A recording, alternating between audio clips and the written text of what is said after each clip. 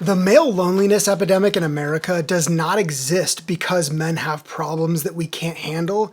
It exists because we have solutions that we don't like. To understand the real reason why men are lonely requires a level of emotional intelligence that most of us just don't have. And from the time we're little, we're taught to externalize our loneliness rather than to look inward, right? It's much easier to blame someone else and make someone else responsible for our emotional well-being. And the result of that over the course of decades, I think, is a human being who, instead of having a really wide, robust emotional foundation, is instead very top-heavy in ego and insecurity.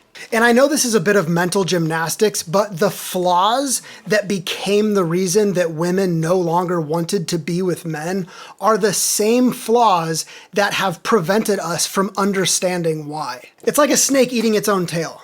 But I think the first step in any sort of healing journey is to admit that there is in fact a problem, right? You can't recover from alcoholism until you admit that you're an alcoholic. And I think women saying that we are no longer going to be collectively or solely responsible for the emotional well-being of men kind of is that first step. And I think this loneliness epidemic is just men externalizing their reaction to that. And if women keep doing what they're doing, which they should, it'll force men to build the emotional intelligence to understand why they're doing it.